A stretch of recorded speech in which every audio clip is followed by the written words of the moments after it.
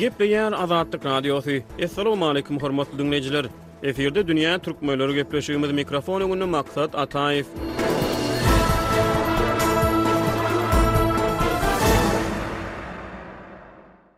Geçen gepleşigimizde halkara pul ganasynyň Türkmenistanyň ykdysadyetine berýän bahasy bilen Türkmen hökümetiniň bu ugurdy hödürleýän resmi sanlarynyň arasyna çaprazlyklara synetdik. Halkara maliýe guramasy oktyabr aýyna çap eden hasabatyna Türkmenistanyň jemi içerik önüminiň ösüş depkinini 2023-nji ýyl üçin 2,5 götürüm hökmüne çaklady. Türkmen hökümeti bu sany bir näçe ýyl bäri 6,12 götürüm töweregini tas üýtgewsiz saklap gelýär. Buradan guramanyň hünärmenleri sentýabryň ahyryna Türkmen statistikasynyň kemçilikleri boýunça aýry başga ylmy gözlegi işleriniň netijelerini çap etdi. Bu hasabat näme sebäpden Türkmenistanyň hödürleýän ösüş sanlarynyň ygtybarsyzlygyny seljerýär. Beýleki bir ýyl halkara maliýe guramasy bütün dünýä bank oktýabryň başlaryna Ýewropa we Merkezi Aziýa sebäpleriniň maliýe ykdysady ýagdaýlary boýunça çap eden Novatak hasabatyna ýene bir gedek Türkmen ykdysadyety boýunça ygtybarly sanlaryň ýoklugy sebäpli bu ýurdu hasabata goşmaýanlygyny ma'lum etdi. Şeýlelikde iň ýyry halkara maliýe guramalarynyň ikisi de Türkmenistanyň hödürleýän resmi ösüş sanlaryny soraga synalmaga esas berýän hasabatlary çap etdi. Halkara maliýe guramalar bilen ýakyn hyzmatdaşlygy nazarlaýanlygyny öňe sürýän Türkmen hökümeti öz resmi sanlary boýunça bildirilýän ikirjiňlenmeleri reaksiýa görkezmeýär. Berk döwlet ködäwçiliginiň köpçüliklerini habar berişleri işleri we elektron neşirler tas biragızdan ýurdun ykdysadyetiniň okguny ösýänligini, ilatyň bol elin durmuşda ýaşaýanlygyny gaýtalaýar. Halkara pul ganasy Türkmenistanyň ykdysadyetiniň ösüş depkinine Türkmen hökümetiniň berýän bahasyndan pes baha berýär. Biz geçen gepleşigimizde bu çaprazlyklara synetdik. Nowatda gepleşigimiz Azadlyk Radiosynyň ýurdu içine habarçylarynyň toplan maglumatlarynyň esasyna azyk howpsuzlygynyň ýagdaýyna we bazarlardaky bahalara nazar aýlaýar. Türkmenistanyň ençe meýilbäri maliýe ykdysady krizisten ejir çekýär. Ykdysady krizis wagtal sosial krizise ýol açýar. Käbir raýatlar seýrek kem bolsa azyk paýlary boýunça wagtal öz nägileliklerini beýan edýärler. Muňa garamazdan ýurtda syýasy durnukullyk saklanyp galýar. Türkmen hökümeti köplenç çiğişirilen sanlary ýurdun ykdysady kuwwatyny suwutnamy hökmüne hödürleýär. Döwlet mediýasy paýtagtda we sewitlerde bina edilýän belent binalary, ak mermerler we ýaşyl ýapyrgyçlar bilen bedelen imaratlary ösüşlere beslenýän ýurtda höküm sürýän bagtyarlygy delil edip görkezýär. Döwlet telewizionyasynda görkezilýän bazarlardaky harytlaryň köpdürlügi we bol tekçeler hamala ýurtda azyk howpsuzlygynyň üçinçiligini güwä geçýär. Ýöne bir ýerde bir mesele bar. Pul, işsizlik. Bazarlarda dowam edýän gymmatçylygyň arasynda azyk harytlaryny, gök bakçadyr meýweleri, ýemişleri, şeker şerbeti satyn almak üçin pul gerek. Pul tapmak üçin iş gerek. İş bolmasa pul ýok. Pul bolmasa çörek ýok. Döwlet öz ilatyna, insan mertebesine mahsus ýaşaýyş şertlerine eýe bolmagy, erkin ýaşamagy, işlemägi, önümi öndürmägi we gazanmagy mümkinçilik döretmegi öz synalýar. Ýöne Türkmenistanyň şertlerini sada halk döwletiň resurslarynyň dolu peýdalanyp bilmeýär. Belent imaratlar, bol tekçel bazarlar, kaşan diň jalyş merkezleri, paýtagtyň oklu we köçeleri we aýna ýaly tekiz saýollar diňe bagty çügen azlygy we olar bilen ilteşikli adamlara şeýledi. Häkimetleriň ganatynyň astyndaky saýlananlara hyzmat edýär. Ykdysady ýagdaý pes hozalyklar, sesi semedilen köplük döwlet dukanlaryny çäkli meçhurlarda ilata paýlanýan azyk paýlaryna mätäç galýar diýip tanqyçylar aýdýar. Biziň etrafymyzda ilatyň 85-90 götürme döwlet dukanlarynaky ýeňillikli azyk paýlaryna garaşly galýar diýip bir sebit ýaşaýjysy ýaňy ýakyn Azadlyk Radiosynyň habarçysyna gurrun berdi. Çäkli meçhurlerde satylýan un we ýag ýaly ýeňillikli azyk paýlarynyň bahalary ilatyň girdijilerine gawat gelýär. Ýöne bazar bahalary ilatyň agramly böleginiň aýlyk girdijilerine kwap gelmeýär. Lewawyň bazarlaryna ýokary hili ýerli unyň 1 kilogramynyň bahasy 8 manat, Russiýada we Gazagystanda öndürilen unlaryň kilesi 11-13 manat aralygyna bahalanýar. Şeýlelikde 50 kilogramlyk bir halta ýokary hili ýerli unyň bahasy 400 manat bolýar. Rus we Gazak unlarynyň haltasy 550-650 manat aralygynda bolýar. Azadlyk Radiosynyň arhivlerine salgylanyp deňeşdirip görsek 5 ýyl mundan Ozal Liwap ýylatynyň merkezinde 50 kilogramlyk unyň bir haltasy 80-100 manat aralygynda bahalanýardy. Bolsa unyň bahasynyň sebäpde 4-5 etse gymmatlandygyny aňladýar. Has irki döwürler bilen 10 ýyldan gowrak ozalky bahalary bilen deňeşdirsek gymmatçylygyň gerimini göz öňüne de getirmek kynlaşýar. Liwapda bölek satywda 2010-njy ýylda ýokary hili ýerli unyň 1 kilogramynyň bahasy 90 teňeden bahalanýardy. Häzir 8 manat. Häzirki wagtda unyň bahasy 5 ýyl öňki bahalar bilen deňeşdirilende 300 göterim, 10 ýyl öňki bahalar bilen deňeşdirilende 750-800 göterim töweregi gymmatlapdyr. Ýurtda zäkmet haklary her ýyl 10 göterim göterilýär. 10 ýylda aýlyk haklary 100 göterim ýokurlanan hem bolsa, bu ýokurlanyş bahalardaky gymmatlaýyş bilen bäsleşip bilmeýär. 10 ýylda 100 göterim ýokurlanan aýlyk haklary degişli döwürde 800 göterim gymmatlan unyň bahasy bilen bäsleşmekden ejid gelýär. Şuňlar Balkan welaýatynda hem yerli unyň 1 kilogramy 8 manatdan bahalanýar. Gazagstanda öndürilen unyň 1 kilogramy 11 manat. Orsetde öndürilen unyň 1 kilogramy bu sebitde 16 manatdan başlanýar. Günebakar ýagynyň 1 litri gündogor sebitde hiline görä 19-30 manat aralygynda bahalanýar. Paxta ýagynyň 1 litri 18 manat. Ahyl ösümlük ýagynyň 1 litri 30 manat. Günbatar sebetde günebakar ýagynyň 1 litri 26 manat. Iň ýokary hili günebakar ýagynyň bahasy 60 manada çenli çykýar. 2021-nji ýylda Türkmen medeniýet ösümlik ýagynyň daşary ýurtlardan import edilýän iň esasy harytlaryň hatyryny galýanyny habar berdi. 2020-nji ýylyň dowamyna daşary ýurtlardan import edilen günebakar ýagynyň agrymly böleginiň takminan 88,4 göteriminiň Russiýa Federasiýasynyň satyn alınanlygy ma'lum boldy. Bu ugurda 2021 we 2022-nji ýyllar üçin maglumatlar el ýeterli däl. Ýöne hökümete ýakyn neşirler soňky ýyllarda ösümlik ýagyny öndürýän yerli kärhanalaryň sanynyň artýanyny habar berýärler. 2 ýyl töwereg mundan azal paýtagtyň Baltiýalyk etrabyna bir ýylda 7000 tonna töwereg günebakar ýagyny öndürmäge ukyply bolan yerli önümçilik kärhanasy işe girdildi. Türkmen medeniýetyne görä 2022-nji ýylda ýurdun çägine paýta çygdynyň ýag öndürýän 7 kärhana işe girdildi. Muňa garamazdan bazar tekçilerine satyp çykarylýan ösümlik ýaglary sada halk üçin gymmat bahalardan satylýar.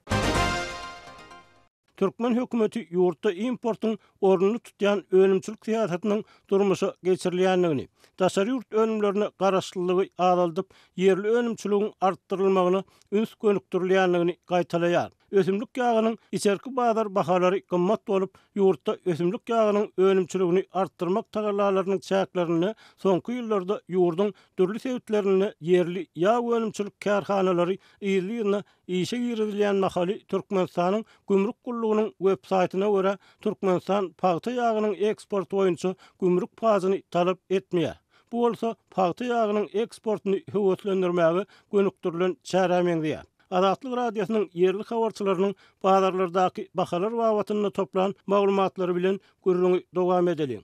Şu günler Lewap welaýatynda yerli önümçilige degişli tügüýüniň 1 kilogramynyň bahasy hiline görä 18-25 manat aralygyny üýtýär. Daşary ýurtlardan import edilen tügüleriň bahasy 30-40 manat aralygyny üýtýär.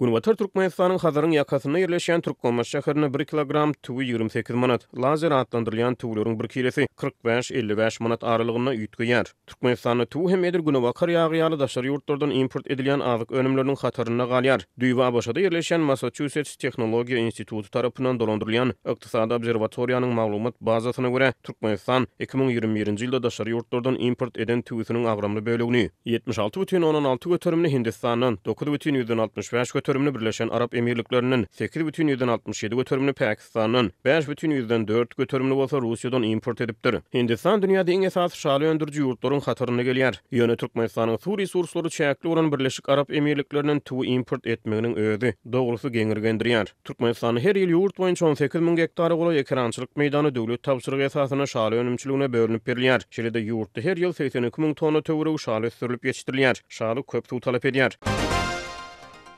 Lewap welaýatynyň bazarlaryna 1 kilogram goýun etiniň bahasy 28 manat, sygyr eti 50 manat, towuk budunyň 1 kilogramy hususy dükanlarda 22 manat, döwlet dükanlaryna 18 manat. Balkanda sygyr etiniň kilesi 65 manat, jylyk et 95 manat. Etiň bahalary ýurdun günne günbatar sebitlerine hem üýtgäp bilýär. Etiň 5 ýylynky bahasy 30-45 manat aralygyna üýtgärdi. 10 ýyl gowrak mundan azal iňjilki Taýland etler 15 manatdan satylýardy.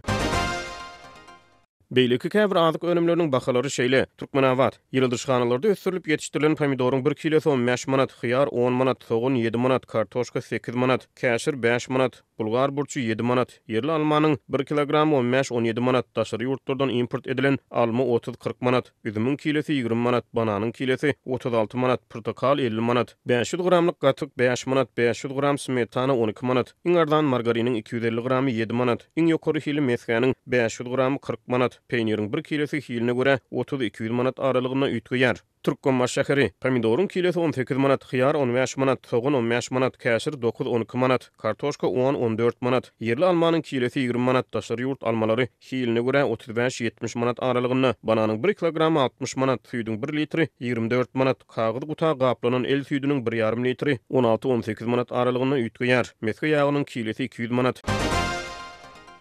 Adatlyk radiosynyň Balkan welaýatyna habarçysy Türkmenmaşyda çeni bilen ilatyň 80 götürüminiň döwlet dukanlaryna ýeňillikli azyk paýlaryna garaşlyk alýanyny habar berýär. Sewit merkezi Balkan abatda çeni bilen ilatyň 90 götürmi, Gyzlarbat, Magtumuly we Bereket etraplaryna ilatyň tutuş ählisi diýen ýaly ýeňillikli azyk önümlerine garaşlyk alýar. Lewap we Balkan welaýatyna sanlardan çen tutulsa bazarlarda dowam edýän gymmatçylygyň arasyna ilatyň agramly böleginiň döwlet dukanlaryna ilata hödürlenýän ýeňillikli azyk paýlaryna garaşlyk alýanyny arkaýyn aýtmak mümkin. Yerli häkimetler ilatyň güzäran şertleriniň gowlunyny onaýdyp, bundan azal döwlet dukanlaryna ilata paýlanýan ýeňillikli azyk paýlaryny ýatyrmaga synaşdy. 2019-njy ýyldan Türkmenistanda ilatyň sarp edýän elektrik energiýasy, tebii gaz we suw ýaly esasy hyzmatlar döwlet tarapyndan mowt üpjün edilýärdi. Türkmen hökümeti ilatyň hal ýagdaýynyň gowlunyny onaýdyp hem de bazar ykdysadyýetynyň talaplaryny göz öňüne tutup bu ýeňillikleri hem ýatyrdy. Häkimetler ýeňillikli azyk paýlaryny dowam etdirmek bilen halk bilen aradaky dilden ulalyşygy saklap galýar. Bu ulalyşyk kaçany häkimetler 2019-njy ýylyň 1-nji ýanwaryndan başlap halkyň tok, gaz we suw ýeňilligini ýatyranlaryna sarsalypdy. Bazarlarda dowam edýän gymmatçylygyň arasyna ilatyň zähmet haklary döwlet telewizionyna görkezilýän bagtyar durmuşyň alamatlaryny, şeýle de bazar sebedine gawat gelmeýär.